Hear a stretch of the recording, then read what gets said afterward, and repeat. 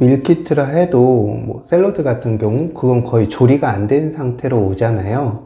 그런데 이제 소스 같은 경우가 이제 얼마나 건강하게 만들어지는가 이런 차이는 있을 거고, 그런데 이제 우리가 식재료라는 건 이제 우리가 채취하는 순간부터 얘는 죽어가기 시작을 하거든요. 그런데 가장 좋은 건 텃밭에서 내가 딱 채취를 해서 그게 바로 주방으로 와서 해먹는 게 가장 좋겠죠. 그 다음으로 좋은 건 로컬 마트로 와서 그걸 장을 받아가 내가 해먹는 게 그 다음으로 좋을 거고, 세 번째로는 최소한의 유통 과정을 거쳐서 빠르게 나한테 온 게 좋겠죠. 근데 밀키트가 만들어지는 과정을 한번 생각을 해보면, 생산자에서 시장으로 왔겠죠? 시장이 밀키트 업자한테 갔겠죠?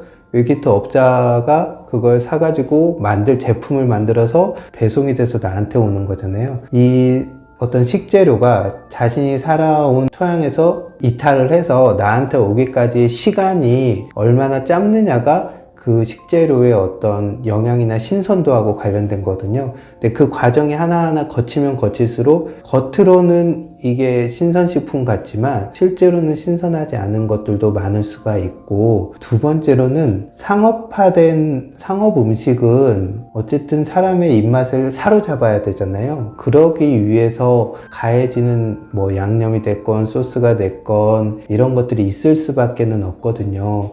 만약에 예를 들어 들기름 이렇게 표기가 됐어도 그 들기름을 만든 들깨가 어느 환경에서 어떻게 와서 그 들기름으로 어느 수준의 들기름이 들어갔는지 우리는 알 수가 없잖아요. 우리가 이제 특히 이제 조미김 같은 거 먹는데 김에 대한 설명은 좀 있을 수가 있지만 거기에 처지는 소금이 기름이 뭔지 알 수가 없죠. 집밥이라는 건 집에서 직접 내가 해먹는다 이런 의미도 있지만, 그 산지에서부터 내 식탁까지의 어떤 시간과 거리를 최소화한다 이런 관점에서 보시면 밀키트를 선택하더라도 그 과정이 아무래도 짧고 빠르다면 그 좋은 거라고 할 수 있겠지만, 그 과정이 길고 다단계를 거친다면 좀 신선해 보이고 좋은 밀키트처럼 보이더라도 실상은 상당히 많은 것들을 잃은, 그래서 우리가 그러면 결국은 신선하고 좋은 영양을 포기하면서 얻게 되는 건 열량이거든요. 그러니까 가공식품보다는 낫겠지만 우리가 신선한 재료로 바로 만든 집밥보다는 못한 그런 음식이지 않을까. 어쩔 수가 없기는 하지만 선택을 잘해야 되는 그런 거라고 생각합니다.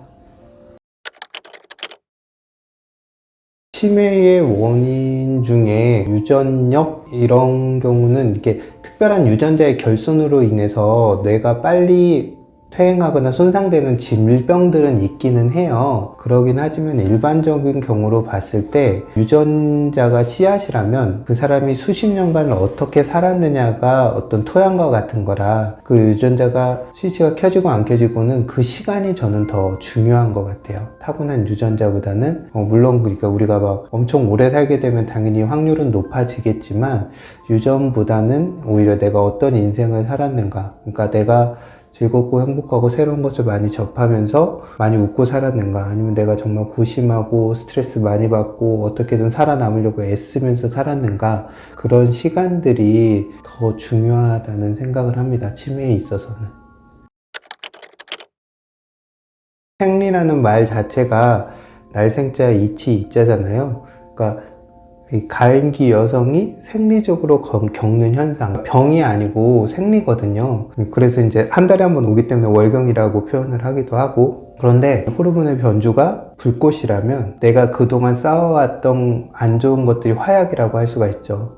화약이 조금 쌓여 있으면 불꽃이 튀어서 픽 하고 말 것이고, 화약이 이만큼 쌓여 있으면 톡 떨어지면 확 폭발을 하겠죠. 그래서 내가 평소 생활, 생리 주기와 관계없이 내 몸의 상태, 마음의 상태가 어느 정도 수준을 유지하고 있는가, 그런 것들이 중요하고요. 또 여성들 같은 경우는 생리 주기 때 엄청 칼로리를 땡겨 하는 여성들이 있어요. 그러다 보니까 단 것 막 먹고 빵이라든가 과자 같은 거 막 먹는 경우들이 있거든요. 그런 건 우리가 생리를 하려고 하면 자궁 점막이 비우돼야 되는데, 세포를 만들기 위해서는 많은 에너지가 필요하거든요. 그러니까 평소에 에너지가 부족했던, 먹는 게 부실했던, 운동이 잘 안 됐건, 수면이 부족했건, 내가 평소 가지고 있던 몸에 저장된 에너지가 생산 능력이 떨어진 사람들은 그것을 위해서 생리를 일으키기 위해서 많은 열량들을 막 먹게 되거든요. 그때 먹는 음식들이라는 게 대표적으로 열량만 있지 영양은 없는 것들을 먹게 되고, 가공식품을 많이 먹는다 하면은 그 단기간에 화약을 엄청 쏟아붓는 거죠. 그러면 생리기관이라는 호르몬의 기준에 의해서 불꽃이 탁 튀었을 때 뒤집어지는 그런 상황들이 벌어지기 때문에 내 몸의 에너지 상태라든가 평소 내가 먹고 자는 생활 습관, 이런 것들이 얼만큼의 화약을 쌓아놨는가. 화약 창고가 텅 비었다면 횃불이 떨어져도 불은 나지 않겠죠. 그렇게 보시면 될 것 같습니다.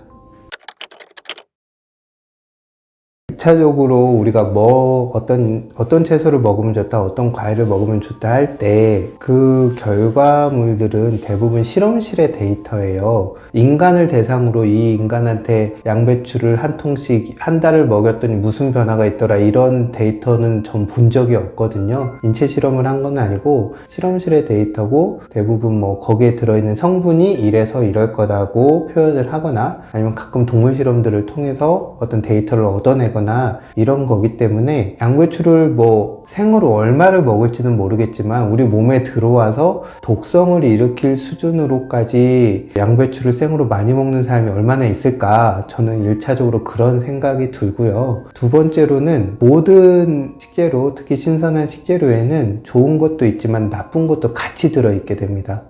왜냐면은 우리가 대표적으로 레몬이나 귤이 비타민C가 풍부하다고 하잖아요. 그런데 우리가 그것을 빼내서 비타민C 알약을 먹는 것과 레몬이나 귤을 먹는 건 달라요. 왜냐면은 그 단일한 성분만 들어있는 것이 아니라 식재료도 생명이기 때문에 그거와 상반되는 안 좋은 것들도 우리한테 들어와서 독소로 작용할 수 있는 것들도 많거든요. 그런 것들을 함께 먹음으로써 오히려 그런 독소들이 우리 몸의 면역 시스템에 건강한 자극을 줄 수도 있거든요. 그렇기 때문에 식재료하고 영양보충제나 기능성 식품이 다른 거고요. 그래서 어느 만큼을 먹을지 모르겠지만 저라면 적당 소량을 먹어서 양배추가 얼마나 해가 될지는 모르겠지만 그것이 오히려 더 이로운 점도 있을 거라고 보고, 이제 데쳐서 먹으면 안 되는 것들은 우리가 수용성 비타민이라든가 이런 게 풍부한 것들은 아무래도 데쳐서 먹으면 그런 것들이 많이 녹아서 없어지고, 또 열에 약한 것들이 많이 파괴되는 부분도 있겠죠. 하지만 저는 집밥을 해 드시라고 권하면서 하는 말 중에 하나가, 뭐가 조금 파괴된다고 해서 그것을 두려워해서 그것을 안 먹는 것보다는 좀 잃더라도 그것을 데치거나 생으로 먹거나 함으로써 얻는 이점이 훨씬 크다고 생각을 합니다. 그래서 나는 이런 게 파괴되기 때문에 이것 대신 이 영양보충제를 먹을 거야, 이건 아주 저는 어리석은 행동이라고 생각합니다.